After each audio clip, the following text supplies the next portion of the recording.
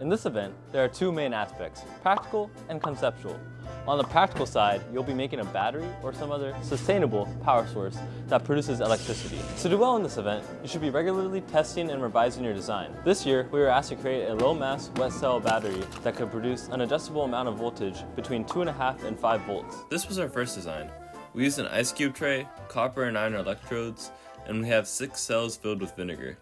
It generated a measly 1.95 volts, while being this chunky, and it had a mass of like 50 grams. This was our final design we set on.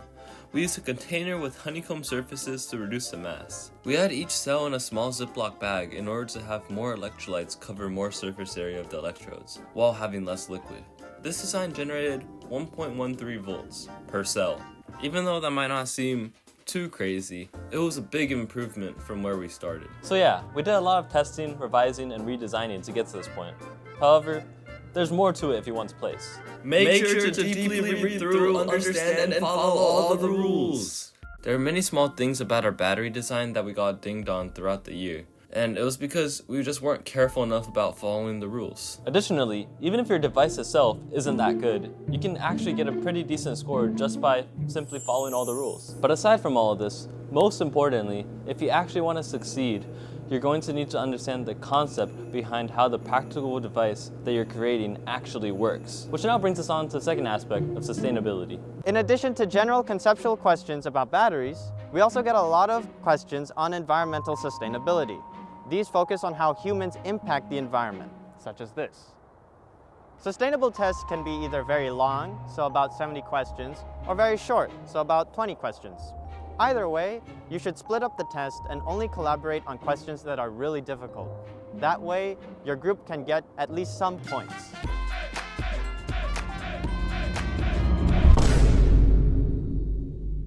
On the test, you'll be allowed one graphing calculator or scientific calculator, and a binder that you can stack full of notes. To study, just search up any questions you have on sustainable energy, like how does it work, why do we use it, or who first made it, and you'll find yourself down a rabbit hole soon enough. Looking at the rules is a great way to start studying. Just by searching up all the unknown terms on the rules, you'll be caught up with 10% of the entire test. That's 10% of the points that you'll need if you want to get to states. Just remember, copying directly off Wikipedia is not studying. Math can play up to 50% of the entire test, but there's also been tests that don't mention math at all. So really, it can go either way. One of the most important principles that you're going to need to know and understand is Ohm's law. This law states that voltage equals current times resistance. This formula is the basis of modern day electronics, from wind turbines, solar panels, and batteries that we use every day. Voltage is how hard electric charge is being pushed through a circuit. And according to this formula, it's found by multiplying the current, which is the amount of electric charge that's being pushed per second, and the resistance, which is how much a material pushes back against that flow of electric charge. Another important law that you're going to need to know is Watt's law, which states that power equals current times voltage. You probably recognize from the previous formula the current and voltage here that multiplied to equal power. Power is how much energy is being used per second, and it's measured in watts. 1 watt is equivalent to 1 joule per second. This is one of the most basic measures of the movement of electricity. But that doesn't mean it can't be important. It's used in sustainable energy all the time to calculate the power output and efficiency of things like hydroelectric dams and wind turbines. But what does sustainable energy hope to solve? No, like, really, what does it hope to solve? I don't actually know. Oh, wait, climate change. All too often, do humans use fossil fuels? Just like in that thing.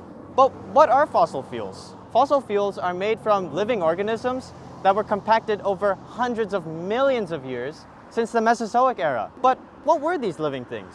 Well, that brings us on to our next event, fossils.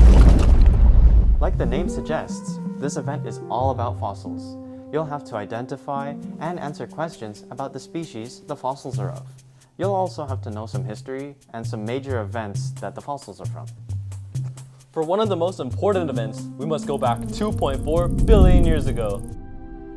we see an increase in cyanobacteria activity, making our atmosphere go from reduction to oxidation. This allowed for terrestrial life to go beyond the shallow bodies of water, acting as a catalyst of major life.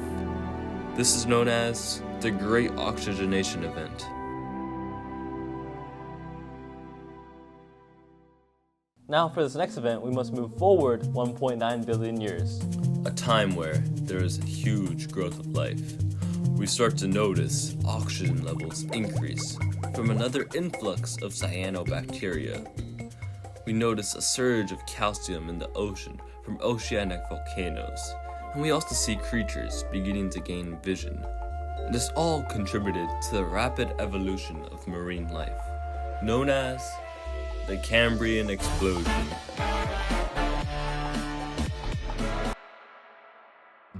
So this event is quite unique from all the other events, in the sense that there's not a single sheet of paper with all the questions. Instead, we rotate around the classroom to different stations, each with a set of a few species that we need to identify and answer questions about. What's tricky about this is that it's a lot harder to split the test between you and your partner. This is because you're not really the one in control of the time management, besides for each set of the 5 questions you get per station. Just like sustainable, you'll be given a binder full of notes. But don't worry, Sayoli tells you what you need to know. Just make sure you have some of the following. Besides having to identify the species of the fossil, you'll also have to identify the mode of preservation. Some of the most common modes of preservation we see are molded, casted, frozen, and unaltered remains. Interesting. I guess it's cool to see fossils from millions of years ago, but what about all the stuff that's alive today? Well, that's what our next event, Entomology, is for. Entomology is the study of insects, from their lifestyles to how they serve our global ecosystem. A big part of this event is learning how to identify different insects and also answering questions about their habitats, their diets, anatomy, and so on. The best way to study for this test is by searching up every single order and every single species that's listed on the rules and compile pictures with general information about them onto one organized document. It might take around 200 pages. But wait, don't worry, it won't take too long if you use your time efficiently during class. And, just as an aside, Sayoli adds a few new specimens to the rules every year, so make sure your document is up to spec. Now that you have deepened your knowledge and can identify all of these species, it's time to figure out how all of these living things interact with each other. So, that brings us on to our next event, Ecology. Ecology is a study of living organisms and how they interact with each other and their surroundings. It's also about why they're distributed the way they are and how they're so abundant. It's essentially the interconnectedness of life on Earth. Studying for this event is gonna be a little bit different. You'll be given one full-sized, letter-sized, double-sided, colorized page to put all your notes on. I know, that's very little space. So just like entomology and fossils, you'll have to read the rules and put only the most important stuff on your notes. Or you could go at 5-point size font. But a lot of it is logic-based. So you won't need to look at your notes all too often if you know all the logic and just the bare minimum. And here's some important math you're going to need to know. Let's start with the Shannon-Weiner index. This mumbo-jumbo of an equation just gives you a number that tells you how diverse an ecosystem is by looking at the number of species and how evenly they're spread out. Let's look at Forest A, for example. It has 25 rabbits, 25 deer, 25 foxes, and 25 owls. To calculate the Shannon-Weiner index in this scenario, we must first calculate the proportions of each species. This is found by dividing the number of individuals of a specific species by the total number of organisms in the ecosystem. From here, we just plug in the numbers into the equation and then into your calculator. And then the answer is just this number, with no units. The higher the Shannon index is, the higher the diversity is. So in this scenario, the ecosystem is quite diverse, as the number of each species is evenly distributed and the index number is high. Now let's look at Forest B. Here, it has 90 rabbits, 5 deer, 3 foxes, and 2 owls.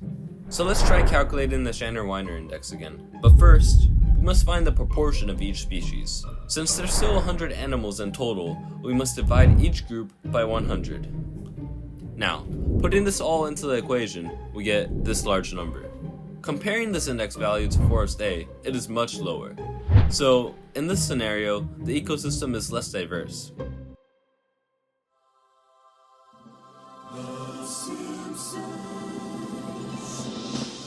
This equation might look complicated at first, but all it really does is measure how dominant a single species is.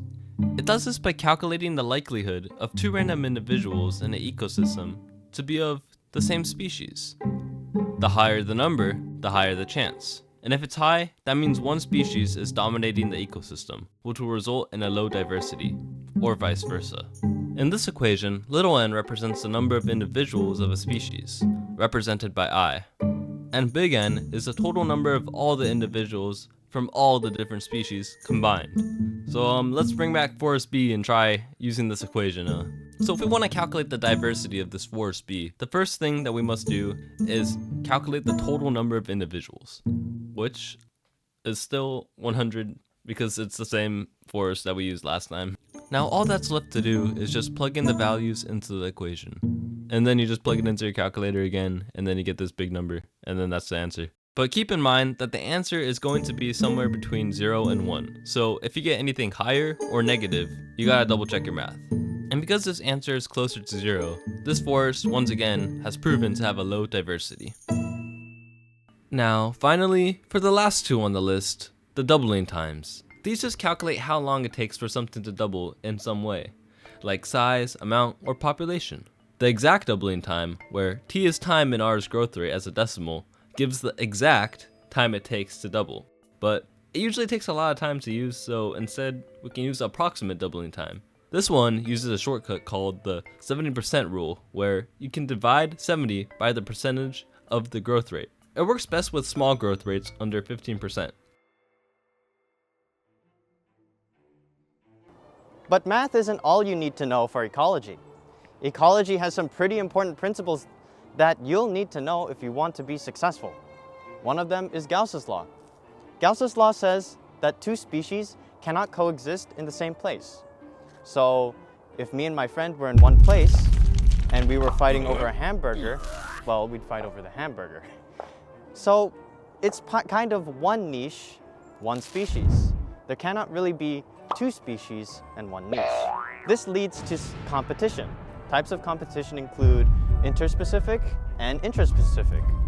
Intraspecific occurs between the same species. Take me and my friend, for example. We're both human, so we're both fighting over one resource. Interspecific more relates to different types of species. So if I was fighting over a bear, the bear would obviously win, but that's interspecific competition. This also begs the question, what if you decide to live in harmony?